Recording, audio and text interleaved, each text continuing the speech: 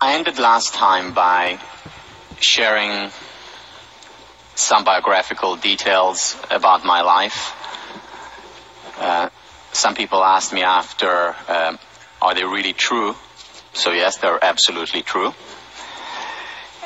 And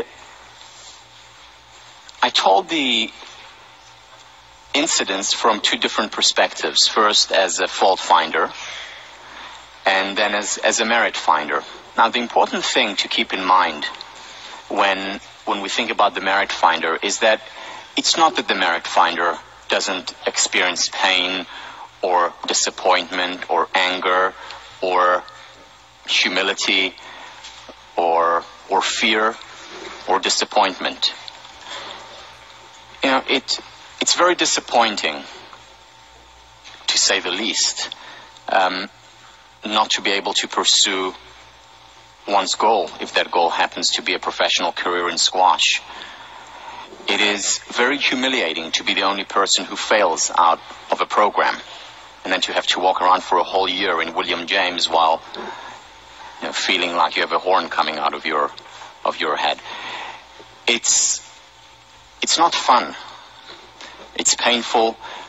However, the difference between a merit finder and a benefit finder and a fault finder is that the benefit finder understands that while things don't necessarily happen for the best, it is possible to make the best of things that happen.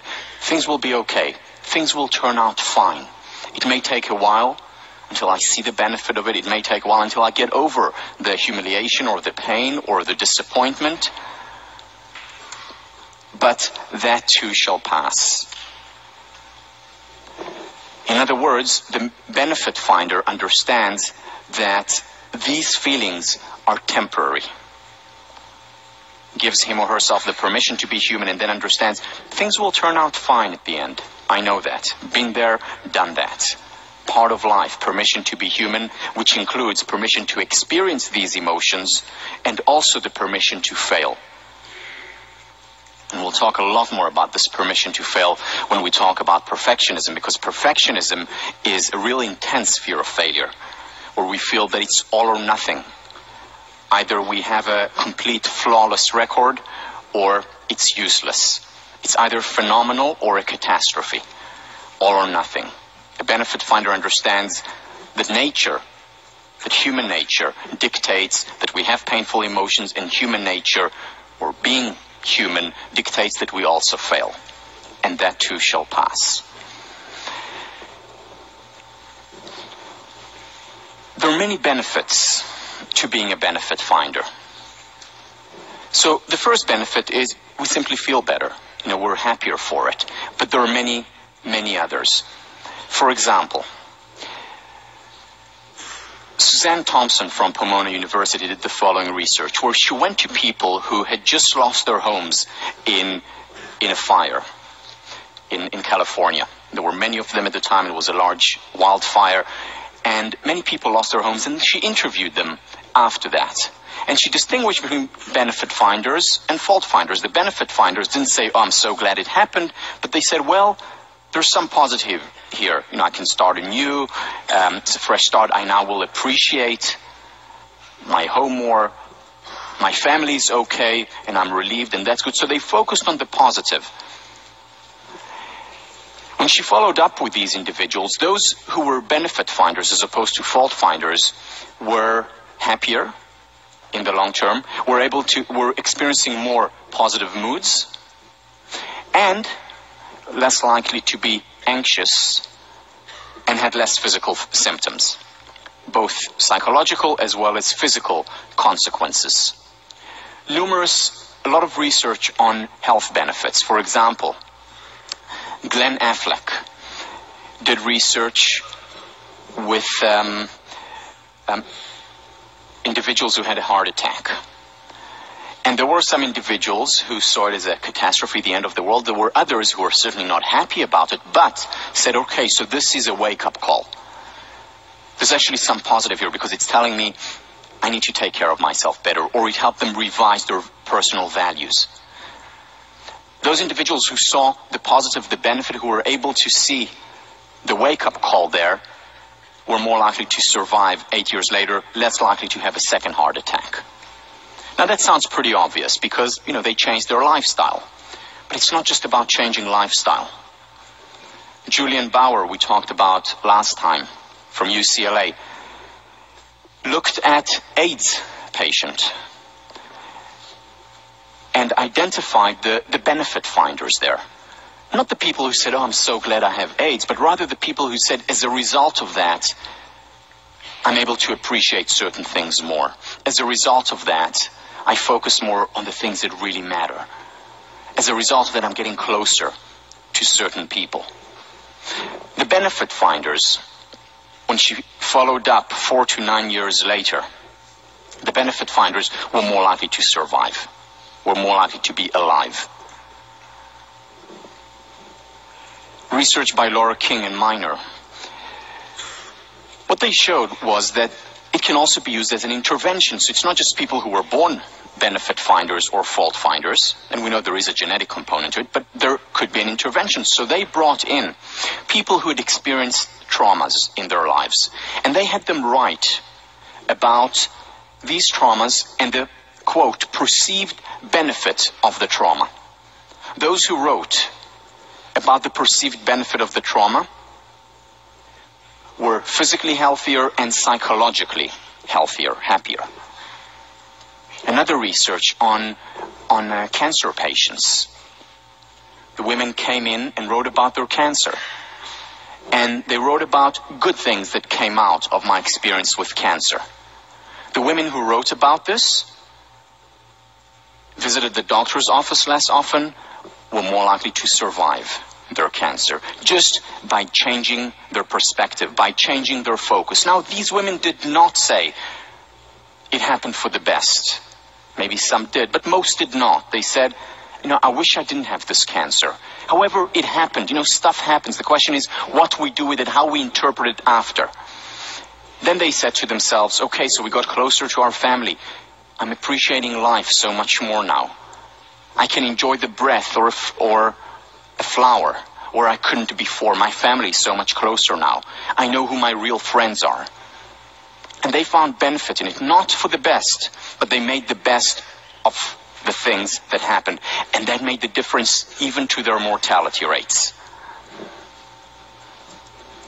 And there's a lot of research on optimism, benefit finding, and longevity. For example, in a sample of 839 residents in the Mayo Clinic, when they looked at them and they identified the benefit finders and the fault finders, the benefit finders, the optimists, were, after 2 years, were 19% more likely to survive. But by far the most influential and interesting study done in this area of benefit finding and optimism was the Nun study. The Nun study, which showed in many ways that the Bible was correct, and that joy does prolongeth our lives. And the Nun study was done started in 1932. In 1932, 178 nuns who had just completed their training, they were around the age of 22, just about to embark on their mission, were tested on numerous accounts. And one of the things that they did was write biographical sketches of themselves. And we had this data for decades. And psychologists just very recently opened up the data and wanted to look at it and wanted to understand what predicts longevity. Which of the nuns are still alive today? How long did they live? Okay, this was done in 1932 when they were average age of 22. And they looked for predictors of longevity. So they looked at how complex their essays were. In other words, their intellectual capacities. Zero correlation to longevity. They looked at place of residence. Maybe if they lived in places with less or more pollution, that would impact how long they lived. Zero correlation. California, Boston, no difference. They looked at how devout they were. Their levels of belief at that time, at the age of 22, didn't predict longevity. There was one thing and one thing alone that predicted how long they would live. And that was positive feelings. what they did, the researchers, was look at the biographical sketches. Now, they had no idea who these women here were, so it was completely a blind study, double blind. And they categorized their writings into 4 categories: the most positive, the least positive, and 2 categories in between. And then they compared the most positive quartile to the least positive quartile. And here are the results that they found. Let me give you a sample, though, before, so that you get a sense of what a positive sample is and what a less positive sample is. So here is Celia O'Payne from the positive quartile. God started my life off well by bestowing upon me grace of inestimable value. The past year, which I spent as a candidate studying at Notre Dame, has been a very happy one. Now I look forward with eager joy to receiving the holy habit of Our Lady and to a life of union with love divine. Happy, joy, love. I mean, this is a positive person. Now here is someone from the least positive quartile. As you'll see, this is not someone who is particularly negative, but not a person who focuses on the positive, on joy, on happiness. Marguerite Donnelly. I was born on September 26, 1909, the eldest of 7 children, 5 girls and 2 boys. My candidate year was spent in the mother house teaching chemistry and second-year Latin at Notre Dame Institute. With God's grace, I intend to do my best for our order, for the spread of religion, and for my personal sanctification. Again, very factual, but not as positive, as much of a merit finder, an optimist as Celia O'Payne. Let's look at some of the data now.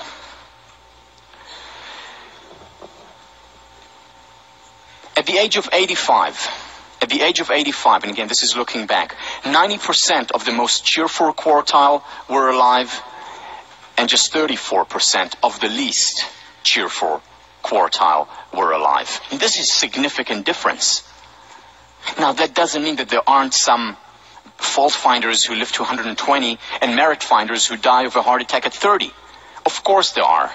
But on average, the best predictor, what accounts for most of the variance in terms of longevity in this study, was positive feelings, positivity in general. Here is 9 years later, same study. The age of 94, 54% of the most cheerful quartile were still alive, whereas just 11% of the least cheerful quartile were alive.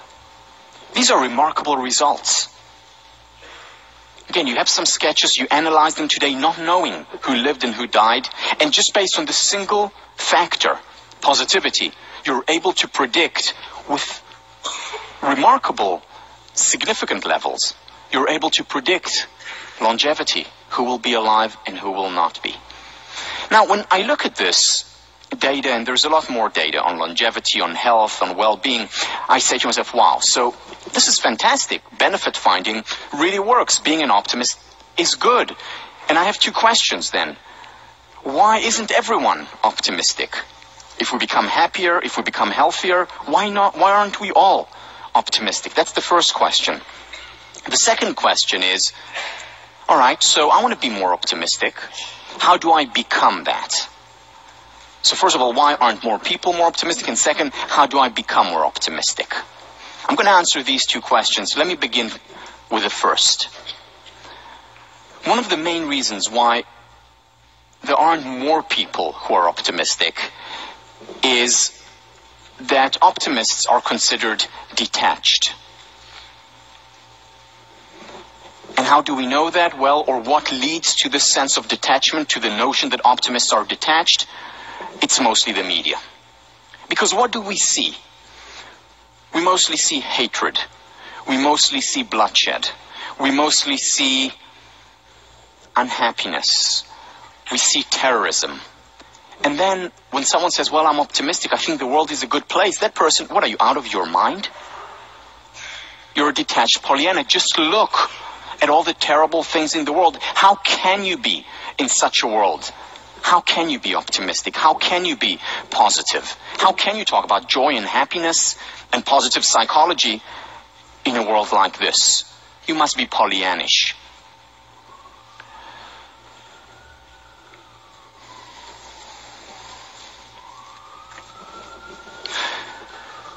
many ways, the message of Thomas Hobbes is correct. Life is short, brutish, nasty, and poor. And that seems much more likely to be true than an optimistic sense of life.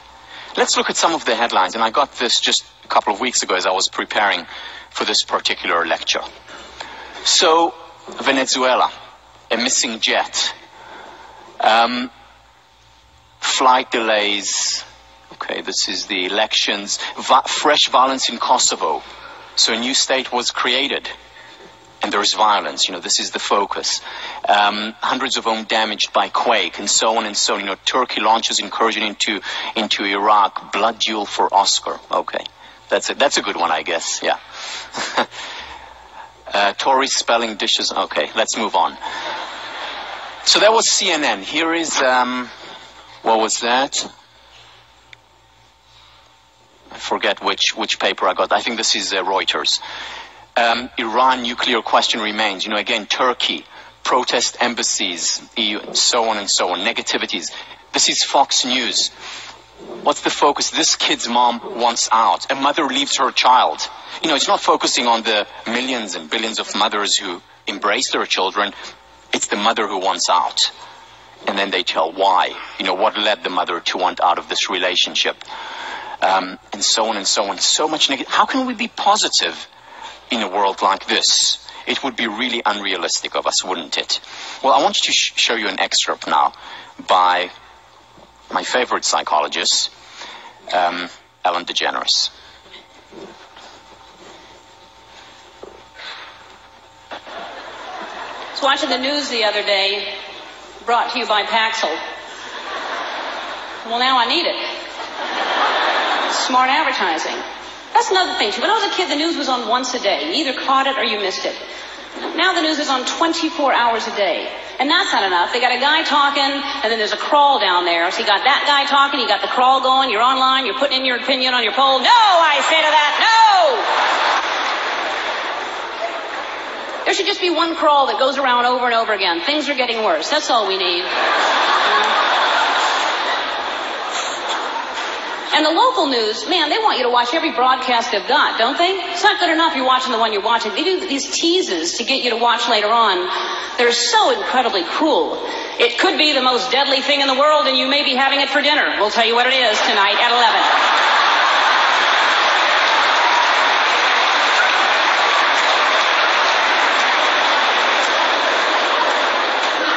Is it peas?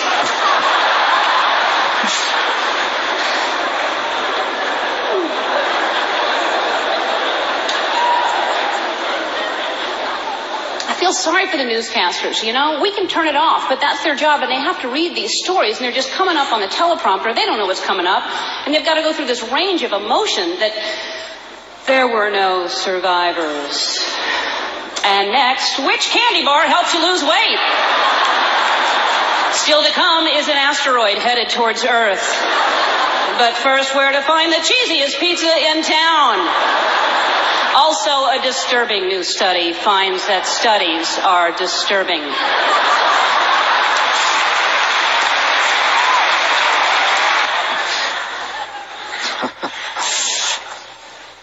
She really is one of the most brilliant psychologists I know, and we'll see a lot of her throughout the semester. Now, so the media does that. The media does focus to a great extent on the negative, and that's not just a bad thing. Because one of the roles of media in a civil society is to highlight wrongs that can be righted, to inspire people to act and to change, to make the world a better place. However, we need to realize that the media doesn't just report reality as it is. It highlights a certain aspect of reality, and there is a media bias involved. The media bias is not left-leaning CNN or Reuters versus right-leaning Fox and Wall Street Journal. That's not the bias I'm talking about. I'm talking about bias toward the negative. The media highlights the negative. It acts as a magnifying glass rather than as a looking glass. And we need to keep that in mind and to correct for that. The media doesn't just reflect reality as it is. Reality is not the front page of the New York Times or the Wall Street Journal. That's not reality. That's highlighting a specific area of reality and magnifying it. It accentuates the negative, focuses on the negative, the war with Turkey, or the blood spilled in Kosovo, or the mom leaving her child, the hatred. And what it does when it does that is also underrepresent the positive. Now, if you think about it, this is exactly two of the three mental distortions that we talked about.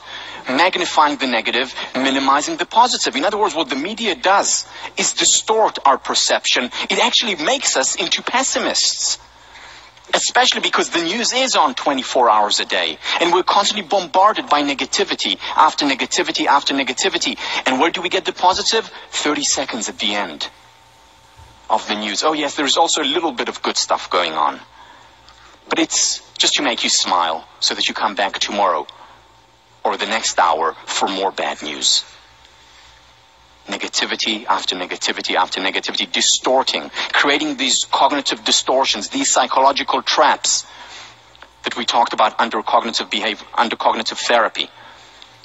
And we become pessimists. Is it any wonder that most people are pessimists when the media has such an impact on us? And again, not to belittle the role of the media, but what I'm doing is highlighting certain aspect that we need to be cognizant of, that we need to counter. And how we counter, we'll talk about in a minute.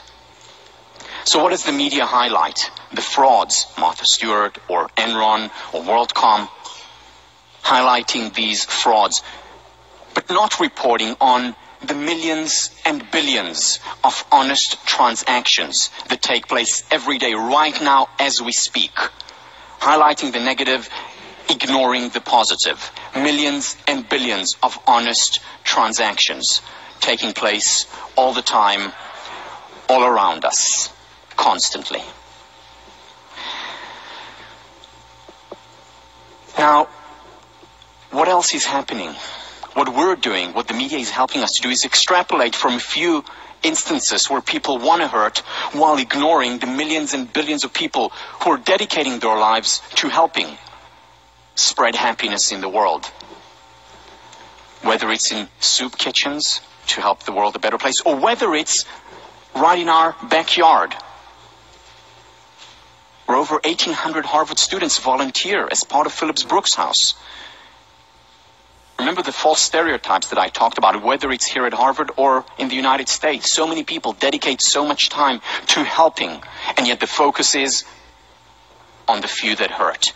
And that creates a certain schema in our mind where we think the world must be a bad place. The focus is on terrorism primarily. But what about the millions and billions of people who want to live in peace? Again, this doesn't mean we need to ignore the terrorism or the bad or the negative. And this is one of the important roles of the media. At the same time, we shouldn't also ignore the good.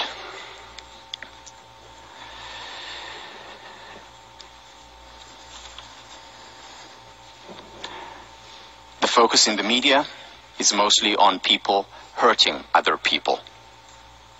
For example, through rape, while ignoring the millions and billions of people who are making love every day.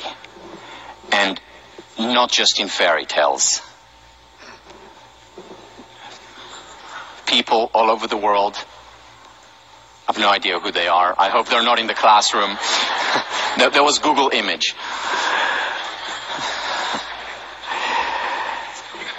And not just around the world, also right here in Harvard Yard. I don't know if they still have this survey, but the last one I found online was 2004. I don't know what happened since. Now, for those of you who don't believe that there are people also at Harvard right here who make love, here is proof positive that some do. He's so cute. And the baby is adorable. Okay.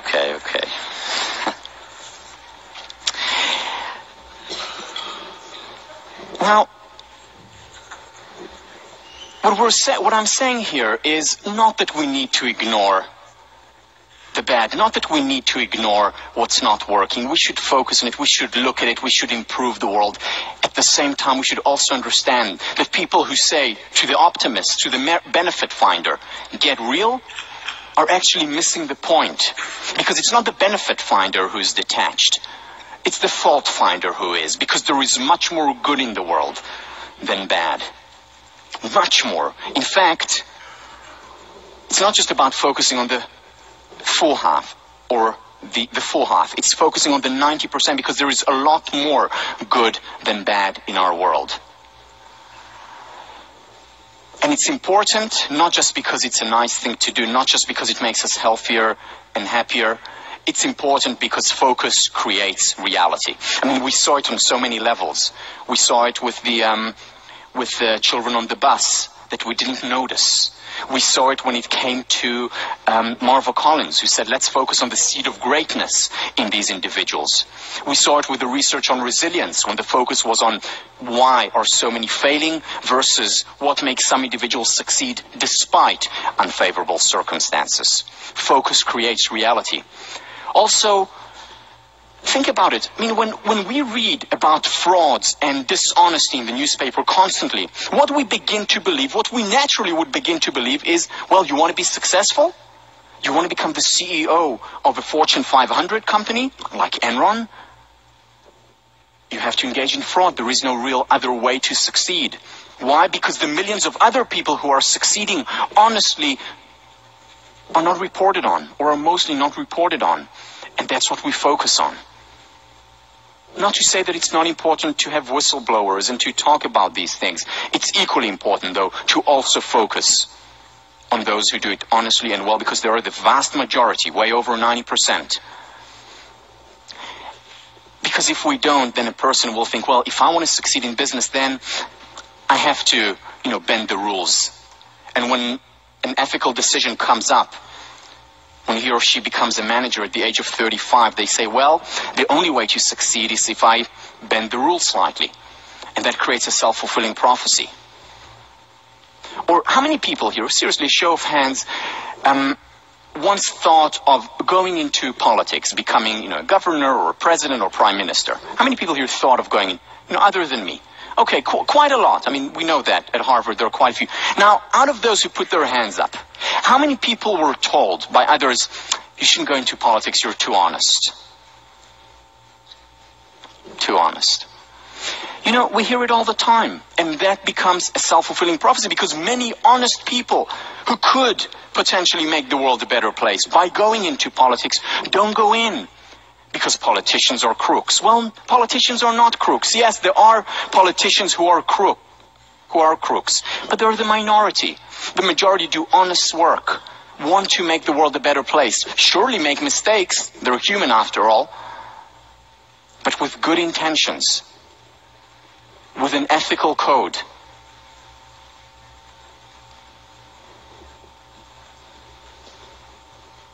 It's a wonder that there is so much good in our world, while the focus is so much on the bad. It really is a wonder to me. It just shows how powerful human nature and how powerful the good part of our nature is, that we can sustain goodness. Also, how about this? The constant chatter in our mind is, okay, why didn't I do this? Why haven't I done the reading yet? Why haven't I completed my paper? Why did I say that to that person? Why did she say that back to me? Mostly negative chatter. How often do we have the chatter, wow, I had a really lovely conversation today. Or, wow, I just finished so much work. I was productive. I did so well. Wow, I just got an A- and I didn't even work that hard for it. I mean, of course, not here, but I'm saying other places. Why don't we have this kind of chatter in our mind? Again, because our schema focuses on the negative. And we'll talk about change next week, and we'll understand that there are actual neural pathways that have been created by the media, by the focus on what is not working, have been created so that we gravitate toward becoming fault finders. How we change that, we'll talk about that in a minute. It's important to focus on the good. You know what they said about Gandhi? That the most important thing that he did for his country was that he made India proud of itself. He made India proud of itself. That is so important to do. What about America? Are you proud of America? Do we, living here, or as Americans, the majority here, do you make America proud of itself? Because, America has faults. It's not a perfect country. It has made mistakes from 1776, and it will continue to make mistakes hopefully for many years to come. But it's still, I would argue, the greatest country in the world. So many people want to come here, want to live here. Why? Because of the freedom, because of the opportunities. Again, not perfect, but a great country. Do we appreciate America? Do we appreciate its greatness? Because if we don't, we can pay a high price. It's in vogue now, US bashing. In this country, in this place. And the problem is when we just focus on bashing, when we just focus on the negative, we create a worse reality rather than improving the reality. So yes, we need to be critical, and one of the virtues of this great country is that you can stand out in the street or write an op-ed and criticize the politicians, the system, other people. It's one of the great contributions of this country, free speech. But at the same time, we also have the freedom, and we should exercise the freedom to focus on what is working, on the good. Because appreciating is important. Whether it's a country, whether it's a relationship, whether it's an individual, whether it's students, whether it's teachers, appreciation is important. The meaning of appreciate from the dictionary: valuing, the act of recognizing the best in people or the world around us, affirming past and present strengths and potentials, to perceive those things that give life, health, vitality, excellence to living systems. So, the first meaning of appreciate is to say thank you, and that's a nice thing to do. But it's much more than just a nice thing to do, and we've talked about this before. The second meaning of appreciate is to increase in value. The economy appreciates, money in the bank appreciates. And that's an important meaning, because when we appreciate the good appreciates. When we appreciate the good in our lives, when we appreciate the good in other people, when we appreciate the good in our country, we get more of it. Unfortunately, the opposite is also the case. When we don't appreciate something, whether it's ourselves, whether it's our country, whether it's our relationship, the good depreciates. Remember, I talked about it in the past. Is it any wonder that so many relationships flounder, fail after the honeymoon phase? If the main question becomes, what's wrong, or how can we improve the relationship? And if we just ask this question, our focus becomes on what is not working, on the weaknesses, and we ignore the virtues, the strengths, the things that worked and are working. And when we don't focus on these things, they depreciate. As far as we are concerned, they don't exist, just like the children on the bus did not exist for you, as far as you were concerned. What appreciating does is, in essence, create a growth spiral. Let me explain. Let me just give you a random example. Let's say Monday morning or Tuesday morning, you're walking toward 1504, and suddenly you see a friend of yours. A friend of yours who you know is genuine, is real, someone you trust. And your friend looks at you and says, "Wow, you look fantastic."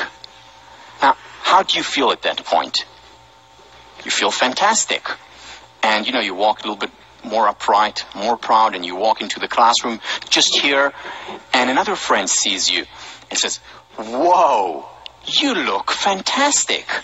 And how do you feel at this point? Well, fantasticer. And then you come and you sit down here, and another friend whom you haven't seen for a month sees you, "Whoa, you look fantastic." And how do you feel at this point? Fantasticest. And so on and so on and so on. Made your day in an upward spiral. Now think about a slightly different scenario. You walk to 1504 on a Thursday morning, and suddenly a friend of yours whom you trust and value sees you and says, oh my God, what's wrong? Now, there may have been nothing wrong before. There's a lot wrong now. And then you walk in the door and someone else is you and say, oh my Lord. And how do you feel? Well, you feel even worse. And you sit down and you see someone else who looks at you just completely shocked, and you're feeling worser and worsest, and so on and so on and so on, in a downward spiral. Appreciation creates an upward spiral, and we know it's sometimes one sentence, one word at the beginning of the day, and you have a wonderful day or week. There's research showing how a single sentence very often can impact an entire life. This is work done by Bandura. A single sentence of appreciation can give us strength to go on. Now, the key here is that it has to be genuine appreciation. One of the things we'll talk about when we discuss self-esteem is how destructive and harmful ingenuine appreciation is. And now I'm not talking about, your boyfriend or girlfriend asks you, so how do I look, having just come back from a date and worn something the whole night. You're not going to tell them, well, actually awful. So, okay, we're not talking about these gray areas, but it has to be real. It has to be connected to reality, and we'll talk about that much more when we talk about self-esteem. The key, though, is that we need to understand is there is always something real to appreciate. Think about the studies with the cancer patients or AIDS patients. Even they were able to find something good in a very difficult, tragic situation. And when they appreciate the good, when they find the benefit in that situation, the good appreciates. It grows. Oprah, a real benefit finder. What you focus on expands. And when you focus on the goodness in your life, you create more of it. Opportunities, relationships, even money flowed my way when I learned to be grateful, no matter what happened in my life. Because what we focus on appreciates.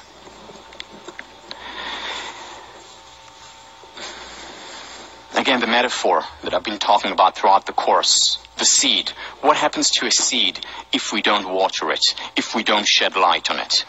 What happens to that seed is that it withers and dies, and that, unfortunately, is the fate of most human potential, most relationship potential, most countries.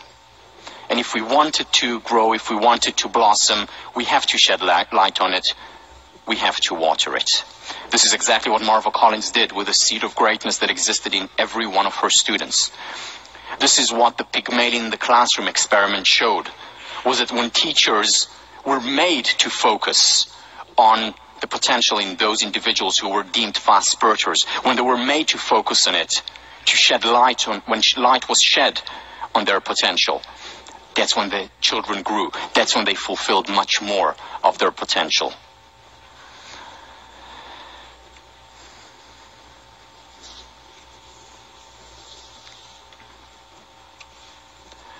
So how do we correct the false schema? What do we do about it? Let me share with you some things on the societal level, some things on the individual level. On the societal level, create good news. Not enough of it around. Now people say, well, it's not marketable, it's boring. Well, okay, a lot of it is not marketable. Part of it because it's the norm, it's the usual. But why not report on the great technical advances that are making lives better? Why not report much more on the great medical advances? Why not report much more on peace and well-being? A situation stops being interesting once there is peace. It's interesting when there's war. Well, why not focus more on these areas? Here is a newspaper that was started online, the Good News Network, that I highly recommend you go on to. Just in the last couple of years it was started. Getting people to focus on what is working. About Albert Einstein, about Cambodia gaining independence on that day in 1953. Berlin Wall. Focusing, reminding ourselves of historical good as well as on present good. And they have great news where they talk about. Gimundo, another, I don't even know what that means, but another online newspaper that focuses on things that work. Why not start the day with that as well, in addition to opening the Wall Street Journal and the New York Times? Looking at that as well, just to counter the negative schema. Art, so important in creating a better world, in changing our internal schema. I mean, look at the light in Vermeer's Renaissance artist in his picture. A light during a time where there was not much light. I mean, consider the Dark Ages, the Middle Ages. But the artists focused on what is working, on the light, on the human potential, and paved the way to the Renaissance. It all started with art. Or the 17th, 18th and 19th century romantics. Beethoven or Victor Hugo, they encountered a harsh reality, but they focused also on the heroic, on the great, on the human potential. Aristotle once said that fiction is more important than history, because history depicts life as it is, whereas fiction depicts life as it can and ought to be. As it can and ought to be. The human potential, and that paved the way to much higher levels of freedom and equality in the world. Or 1930s America, in many ways the heyday of Hollywood, where directors like Cukor, Capra, Sturgis created masterworks during a time when there was a Great Depression, and people used to go to the cinema and watch these films to inspire them and help them get through the difficult time. It was also between the two, the Great War and the Second World War. Difficult time in the world. The world recovering and then plunging into another war. And yet the artists continued to inspire. Not ignoring what is not working. Not ignoring, but improving. That, by the way, is my favorite movie, Sullivan's Travels. Modern art as well. Wouldn't it be lovely if we go into a gallery and we feel inspired by the art, whether it's by photography, whether it's by sculpting, whether it's by movies or books. There has to be much more of it. And again, one of the roles of the artist is also to highlight what's not working so that it is improved. But if an artist, if an individual is really concerned about improving the good in the world, it is not enough to only focus and highlight what is not working. Because if we don't highlight the good, if we don't appreciate the good as well, the good depreciates. Positive psychology. This is what it is very much about. Remember, there are two things that positive psychologists do when they study. The first thing that they do is focus on what works. The second thing that they do is focusing on the extraordinary, on the tip of the stem.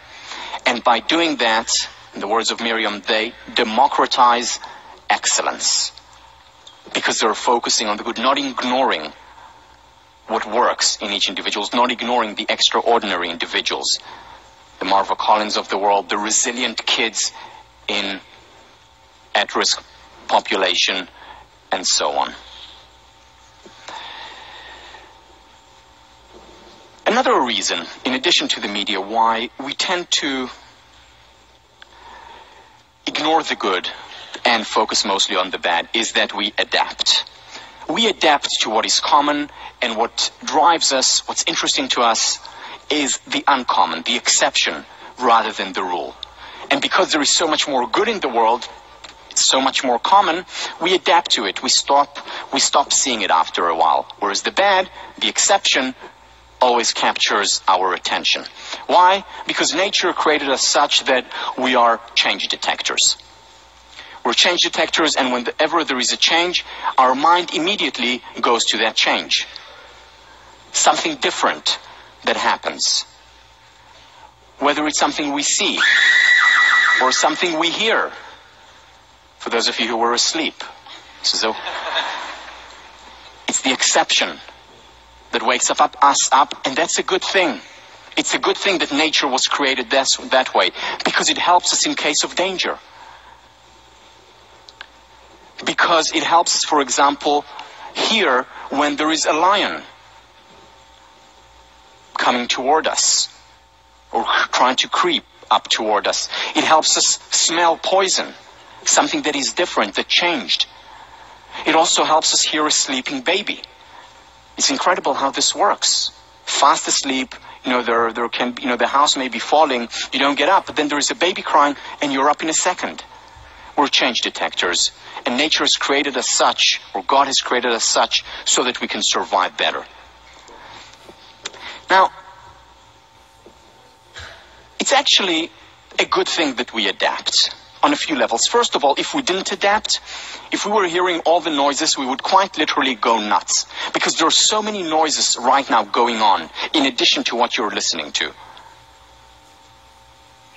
People typing, people breathing, once in a while car from the outside, and would go crazy if we were always attuned to everything that was going on. So it's good that we adapt. That's why people can live literally on a highway and still fall asleep at night. Because after, a month or so, they stop hearing the cars there. It's like we have relatives out in Concord who live quite literally on top of the train. And we went to visit them for dinner, and a train passes by, and, the house shakes, and it's enormous noise. And, at the beginning, Tommy and I looked at each other and smiled. And then, second time, the train goes by and the house shakes and huge noise. And, I couldn't help myself. And I said, doesn't that bother you? And they said, what? They didn't know what I was talking about. I said, the train just passed. And they said, oh, we don't notice it anymore. Why? Because it passes every half hour or every 20 minutes. They don't notice it. So it's a good thing that we can adapt. Also in terms of difficulties. Personally, the most difficult experience that I endured was on the 19th of September, 19th of December, 1997. I was living in Singapore at the time. My best friend was coming over from Indonesia to visit me.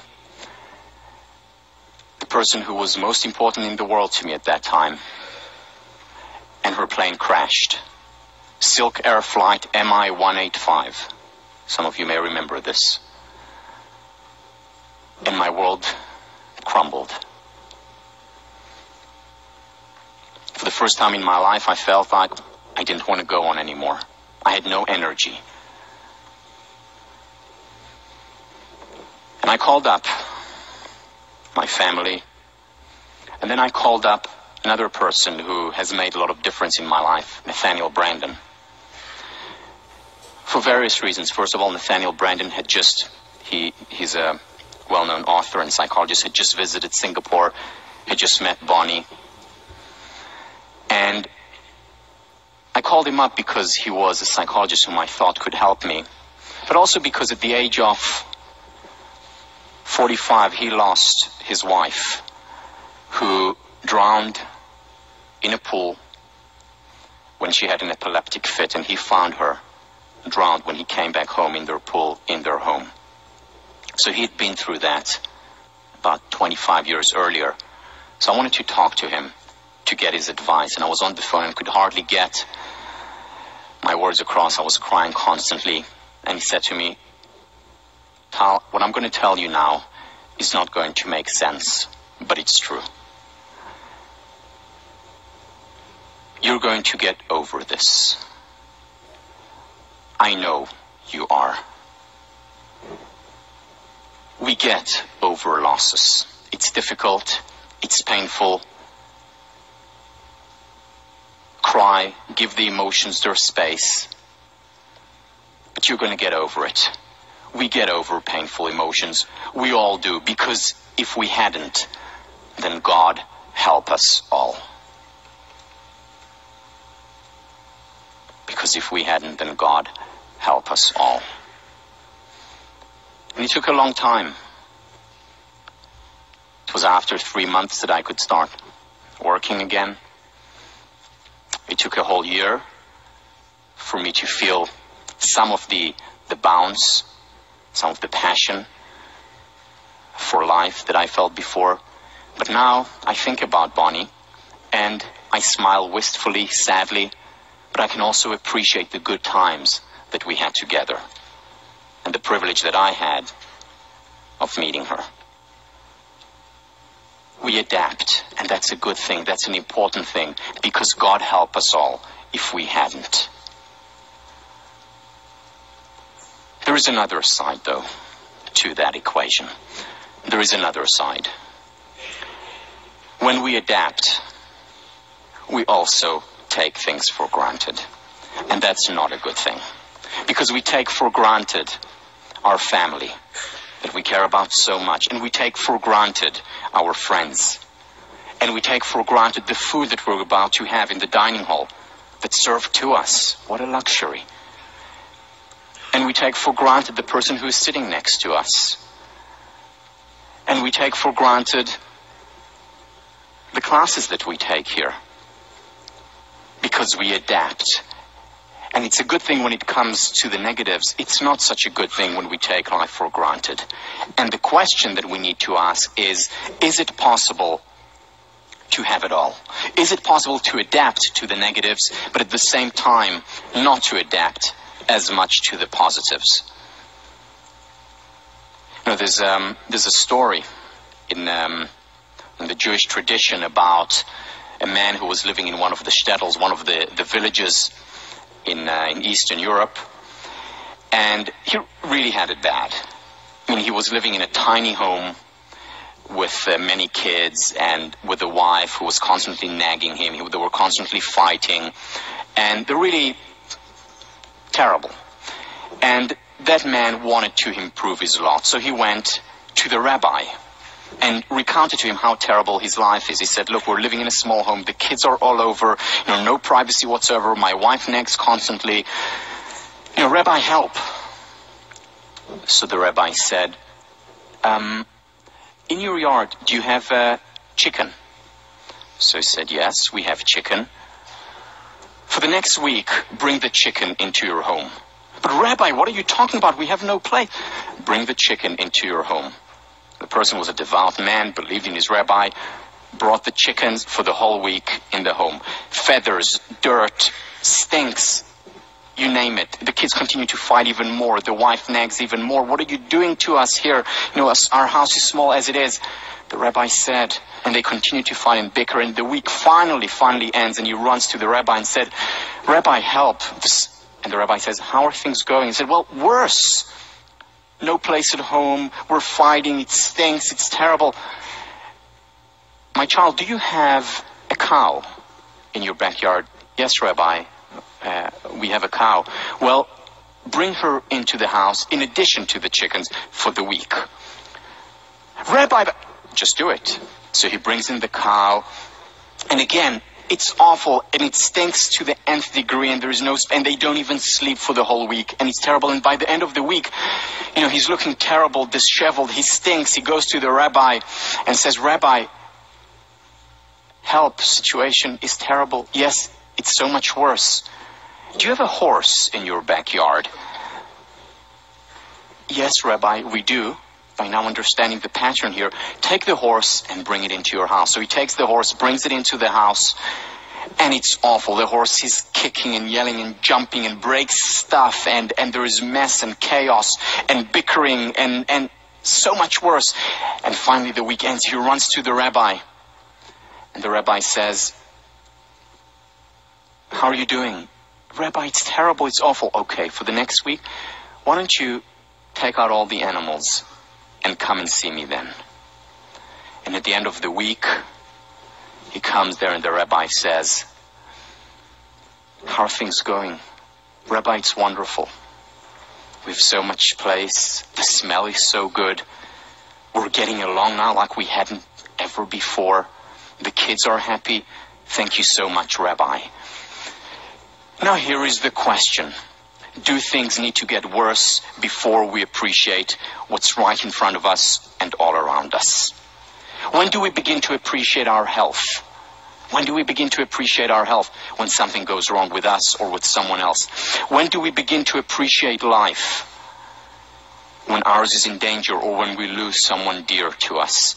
And the question that we need to ask ourselves is, must something external, extraordinary, and usually tragic happen for us to appreciate the ordinary? You see, there are treasures of happiness all around us and within us. Right next to us, in the dining hall, sitting next to you here, in your room, at home. There are wonderful things, things worthy of appreciation all around us and within us. But we take them for granted. And do we need to wait? Do we need to wait for that? And the answer is no.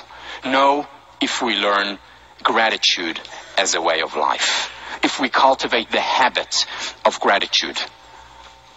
And just as the media has cultivated the fault-finding, we can cultivate benefit-finding. We can cultivate grateful, because when we're grateful for something, we no longer take it for granted. G.K. Chesterton. You say grace before meals. All right, but I say grace before the concert and the opera, and grace before the play and pantomime, and grace before I open a book, and grace before sketching, painting, swimming, fencing, boxing, walking, playing, dancing, and grace before I dip the pen in the ink. Gratitude produced the most purely joyful moments that have been known to man. Think about it. Think about the last time you were grateful to someone. And you expressed that gratitude. How did you feel? And how did you make that other person feel? Or when someone was grateful to you, appreciated you, you were walking on air. It created this upward spiral as a result. When it's genuine, when it's real. We don't do enough of it. We don't do enough appreciation. We don't express gratitude enough. Whether it's to the food that we eat, whether it's to writing that we do, whether it's for our friends or family. This is one of the most wonderful books written about the power of gratitude. It's not a research book, but a lot of these ideas, and as I'll talk about in a minute, have been researched. About gratitude by Brother David Stendal Rast. He also has a great website if you Google his name. How do we cultivate gratitude? His advice is simple and gracious. Why not start by surveying a typical day? What is it you tend to tackle with spontaneous mindfulness, so that without an effort, your whole heart is in it? Maybe it's the first cup of coffee in the morning, the way it warms you and wakes you up, or taking your dog for a walk, or giving a little child a piggyback ride. It is a matter of practice, of doing it over and over again, till it becomes second nature, till it becomes a habit, till we take a state of gratitude and turn it into a gratitude trait. And it is possible to do it. One of the ways to do it is to identify every day just one or two things to do mindfully, to focus on them. Whether it's the first cup of coffee in the dining hall, whether it's the walk to class, whether it's 10 minutes in the afternoon where you just listen to the music in your room by yourself with your eyes closed and focused, appreciating your favorite piece. Taking our time to not just become wine connoisseurs, but also life connoisseurs. This course in many ways is about life appreciation. He continues, gratefulness is the measure of our aliveness. Are we not dead to whatever we take for granted? Surely to be numb is to be dead. Think about this. So Irvin Yalom, Stanford psychiatrist, did a lot of research on terminally ill patients. He went to people who had 3 months, 6 months, up to a year to live, and researched this population. And what he found time and again is that these people, time and again, were saying something to the effect of, for the first time in my life, I feel that I'm alive. For the first time in my life, I feel that I'm alive. Why? Because for the first time, I appreciate breathing. For the first time in many years, I appreciate my husband, my wife, my friend, my children. flower, the grass, the conversation. For the first time of my life, I appreciate it. Whereas before, the focus was just not there. It was on other things, on the difficulties and the hardships, and mostly on the negative. And remember, as far as you are concerned, the children on the bus did not exist. As far as most people are concerned, the good things in their lives, in their relationships, do not exist. Because when we're not grateful for them, when we take them for granted, as far as we're concerned, they're not there. And we're numb to these things. We're dead to these things. And it takes a wake-up call, like a terminal disease, to wake us up, to get us to focus on what is right inside us and all around us all the time. Why? Why wait? Why wait? There's a lot of research on the value of gratitude. You read one of, or will be reading one of the articles by Robert Emmons and Michael McCullough from UC Davis. Let me summarize the two studies there into one. So what they did was essentially take a random group of people and divide them into 4 groups. First group, every night before going to bed, write at least 5 things for which you're grateful. Big things or little things. Second group, write at least 5 hassles in your life. 5 bad things that happened to you. Third group, write about at least 5 things that you're better than others at. Superior to others.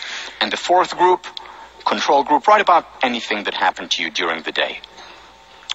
The outcome measures that they looked at was optimism, happiness, physical health, how often they visited the doctor over the 6 months of the study, one of the studies, how generous and benevolent they were toward other people, and finally, how likely they were to achieve their goals that they set for themselves. In other words, how successful they were. The group that performed the worst was the hassles group. 5 bad things that happened to you.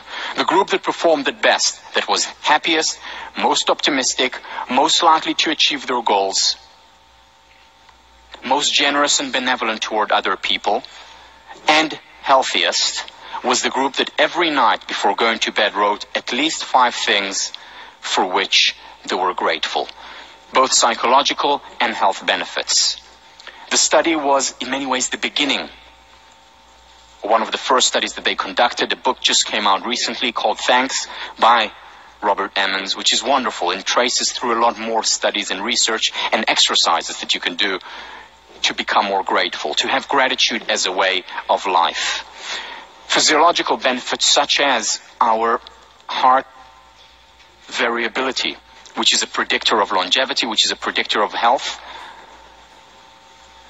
is increased. The parasympathetic system increases when we're grateful, and that induces calm, and that strengthens our immune system. There are also many benefits to trait gratefulness. It's not just a state of being. It's also about a trait. How do we cultivate that? How do we cultivate that? By doing it over and over again. I do this every night. I've been doing it since the 19th of September, 1999. Since the 19th of September, 1999, I've been doing it. I've been doing it long before the 2002 study. I started doing it when Oprah told me to do it. Really. And I've been doing it ever since. Let me share with you what I wrote about last night. Was it 26th last night? Okay. So, God, family, Tamush, my love, my wife, yoga, I did yoga, David, so wonderful, Shirelle, precious, my 2 children, office hours, I had office hours yesterday that I enjoyed a lot, beep, sorry, another beep, sorry. Some censorship in this class is important. It took you a while, but okay. Beep. No, just kidding about this one. And Tommy's soup. She made this unbelievable pea soup, which I had yesterday. You know, big things and little things. Big things and little things. And here are other things that I'm grateful for right now. I'm grateful for Sean Acor, the head TF of the class. I'm grateful for his work, for his inspiration. I'm grateful to Deb, the head TF of the other class. I'm grateful to the teaching fellows who are investing so much time in your education, in your happiness, in this course.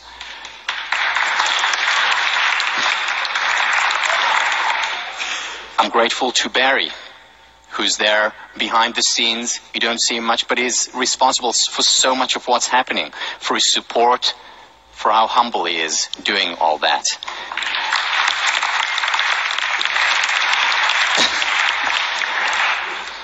And I'm grateful for my students, because there wouldn't be a class. I wouldn't be here today doing what I love to do and what I care about most if you weren't here. So thank you. I'm grateful. Now, the key with this is to do it as a way of, yes, is it cheesy? Absolutely. Does it make a difference? Absolutely. You know, every night I also do it with my kid, with David. And how do I do it? I ask David, he's 3.5 years old, what was fun for you today?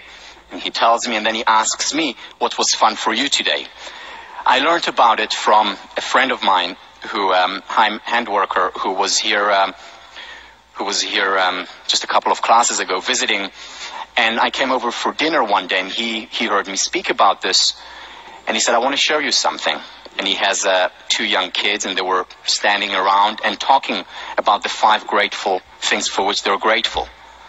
These were young kids, you know, Daniel and Maya, and I looked at it and I started to cry.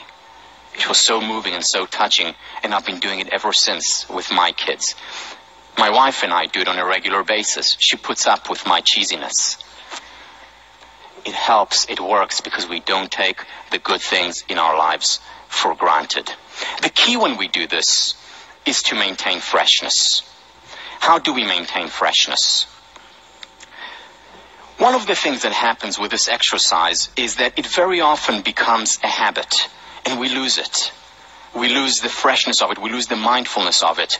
And we just take it for granted as an exercise. And the key is, one of the things that Lyubomirsky says is, well, try to do it once a week. And for some people, once a week is actually better than doing it every day. However, there's also a price. It's much less likely to become a trait if we only do it once a week.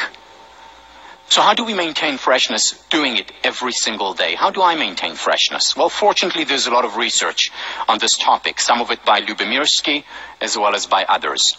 The first thing is introduce variety.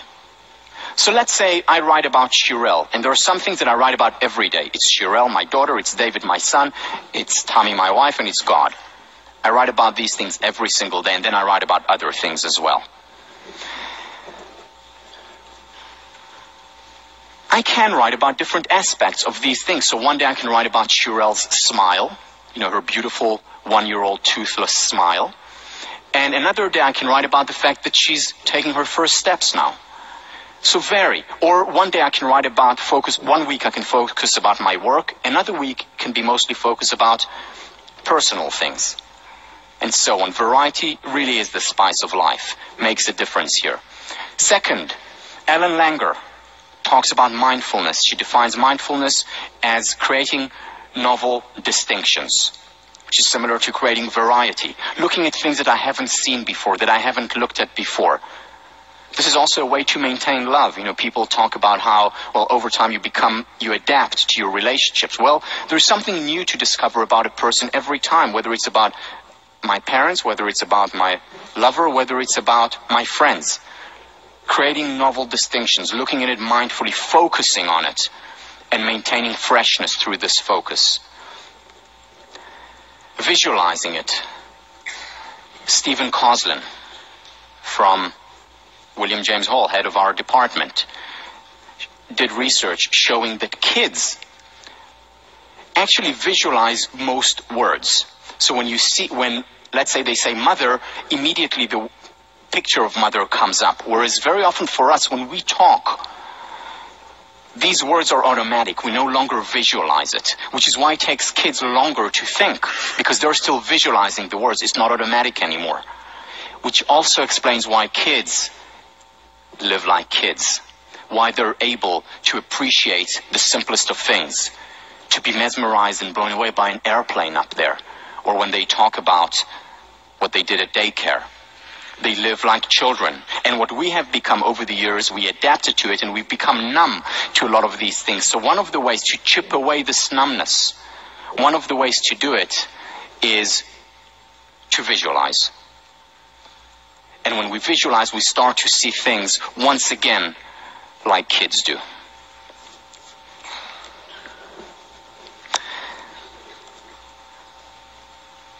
Next time we'll continue with this, but I want to end today by sharing a story with you.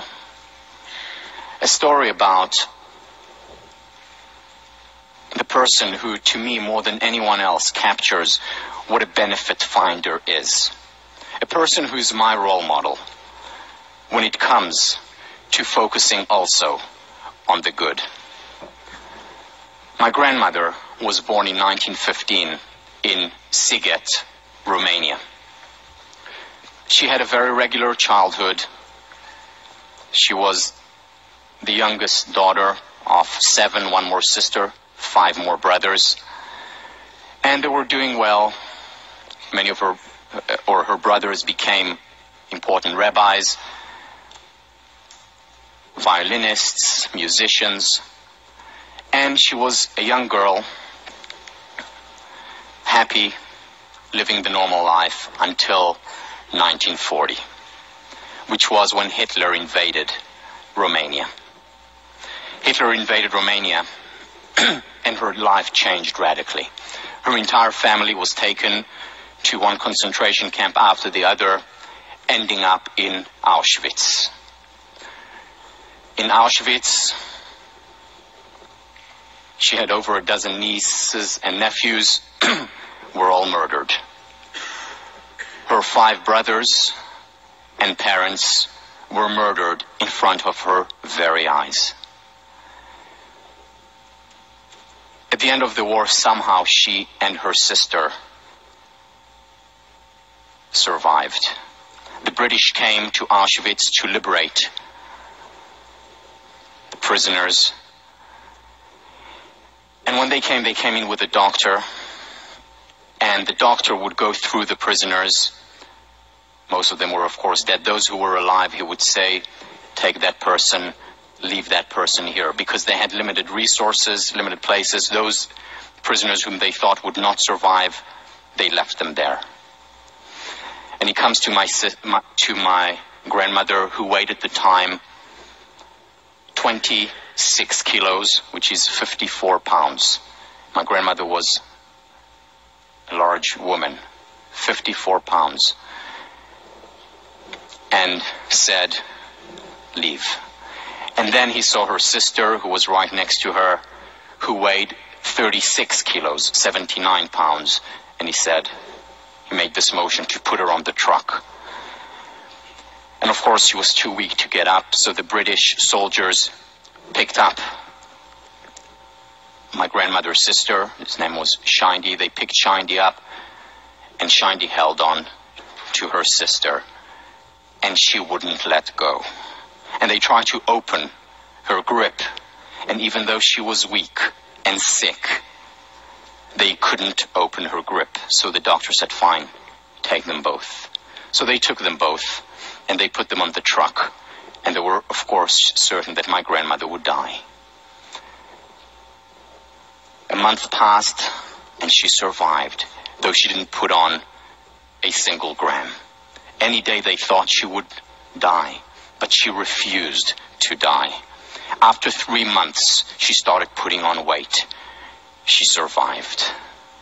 6 months later, she went back to Siget to see what remained from her home. She arrived there, got off the cart with the horse, and a man by the name of Joseph, Yossi, saw her. And he saw a woman who was stooped, who was skinny, who still had no hair. But he recognized those eyes, because those eyes were proud, and those eyes were alive. And he recognized Goldie. And he took her with him. And 2 weeks later, they got married. And Goldie got better. And got pregnant. And gave birth to a stillborn. And she got pregnant again. And once again gave birth to a stillborn. They made their way to Tel Aviv from Romania, and they were caught by the British. There was a British mandate at that time. They were caught by the British and sent back to a concentration camp in Cyprus. And there, in the concentration camp, my grandmother in Cyprus had another baby, a baby girl, who survived.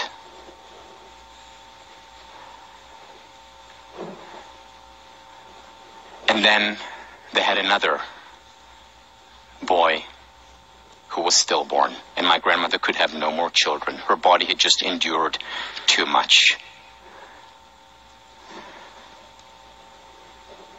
My grandmother survived and thrived, as did Shindi. Shindi could have no children, but my mother was her child too, and I was her grandchild as well.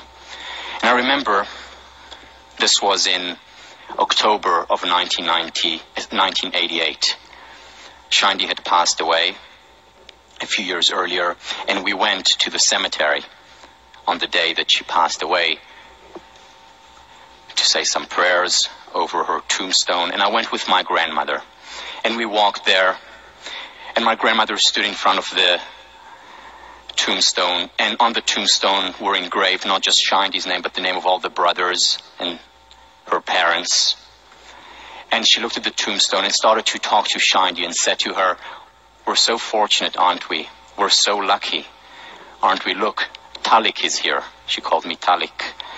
And then she told her what I was doing, and she told her what my brother and sister were doing, their grandchildren, and about my mother and father and how wonderful things were. And she was talking about the wonderful things, and she was crying once in a while, missing Shindi.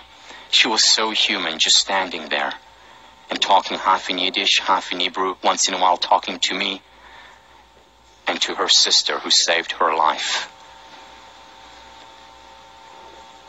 And then she said to me, "Let's go." And we walked together, thousands of tombs around us. We walked along the path toward the car. It was a beautiful October day. The sun was out, the wind was blowing. The trees were swaying, and she suddenly stopped. She stopped and looked up, and she stood so proud, so poised, and she held my hand so tight, looking up and then looking at me. She said, "Tal, it's such a beautiful world. Just a pity we have to leave." And she smiled, and we walked. My grandmother saw thousands of corpses. She saw her family murdered in front of her very eyes. She had 3 stillborn children. She did not ignore the terrible things in life. How could she? However, at the same time, she also refused to ignore the good things in life, the wonderful things in life. And she was grateful, and she survived. My grandmother told me that this is a beautiful world. I believe her. Thank you.